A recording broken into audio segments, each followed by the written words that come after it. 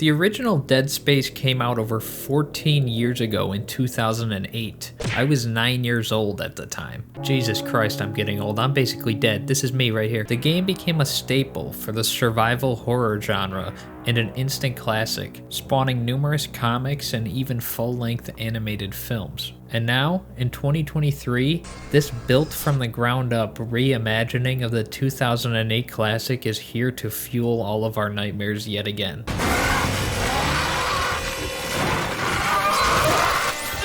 Remakes of classic games are very risky in this day and age. People do not want to see their favorite games of the past being tainted or tampered with, and I get it. It would be a shame for such a good game like Dead Space to be put into the wrong hands and released as a buggy, unfinished mess. I'm sure plenty of fans of the franchise felt this same uncertainty.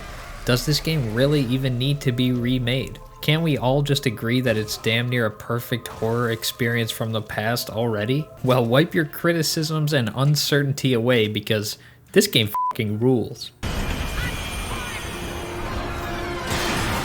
Oh, Jesus! Jesus Christ already? What the f... Oh, no. No, I actually can't play this. Good enough to make me want to re-traumatize myself again. The game was developed by Motive Studio, a company that is mostly known for working in cooperation with DICE and EA on the 2017 release of Star Wars Battlefront 2. That's right, this game is also published by EA.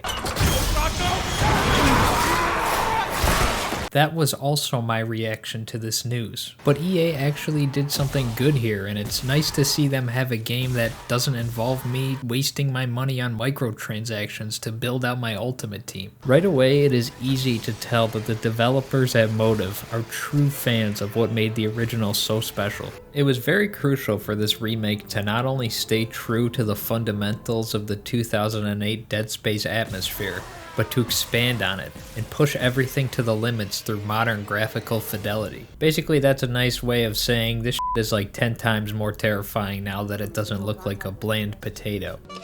You uncultured swine! Everything here has been cranked up to 11 on the craziness scale. The lighting and textures are beautiful. The blood and gore is poetically beautiful. Even the sound design had me baby stepping around corners because I wasn't sure or not if that little creak in the walls was just harmless or if it was something that was going to burst out of a vent and f me in the ass.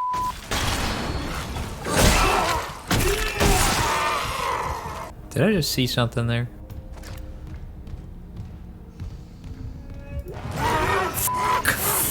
Now, this highly detailed game is of course going to come with some highly strenuous requirements for your system. Some of the biggest jump scares that I've faced so far are these frame drops. I'm just kidding, it's actually pretty surprisingly well optimized. After a quick driver update and tampering with a few settings here and there, I was actually able to get this running really nicely on ultra settings, while experiencing only a few minor hiccups. Which is to be expected at least a little bit when a game has been recreated to look almost photorealistic. YouTube compression won't do it justice, but trust me, it looks fantastic. Again, with this being a remake from the ground up, it's not just a simple reskin of the original. There are core fundamental changes here to the story and some aspects of the gameplay. Pretty much all of these changes are for the better, except maybe one thing. That one thing being the most noticeable difference right away. The recreation of our beloved protagonist Isaac Clarke. My first thought was, who the hell is this guy? That is an imposter. Not only does Isaac look different, but he also has dialogue in this remake. And in the 2008 original, he was just a mute.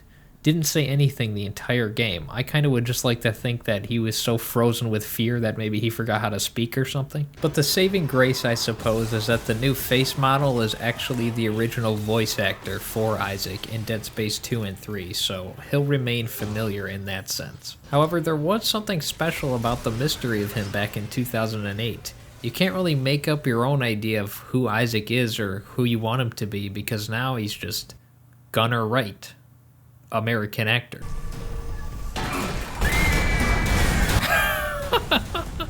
But the bottom line is that he's still just as cool. And stomping on necromorphs has never been this good before. Just a brutal, last-ditch effort to keep yourself alive. The stomp, as well as this unique arsenal of weapons, was in fact present in the original, but the gameplay improvements are very apparent, and it feels way less clunky than 14 years ago.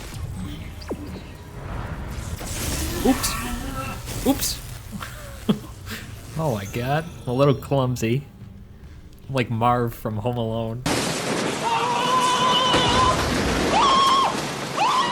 There's also a high level of detail with every single shot that you take.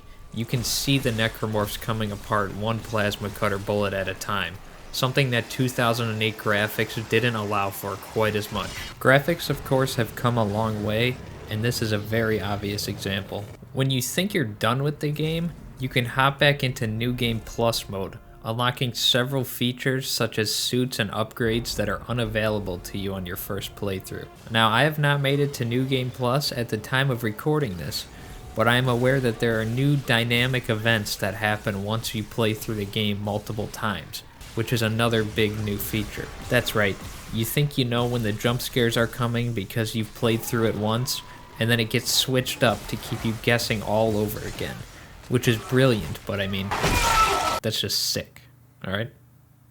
You guys are sick people. If you love the original Dead Space, it's an absolute no-brainer that's worth the $60 price tag for such a good experience. And if you've never played it, there is no better time than now. It all comes together to build one of the most grounded, immersive, and atmospheric survival horror experiences to date. It's beautiful! Another successful remake from my childhood. I'm gonna have to ask you to stop glitching out. You're ruining my immersion.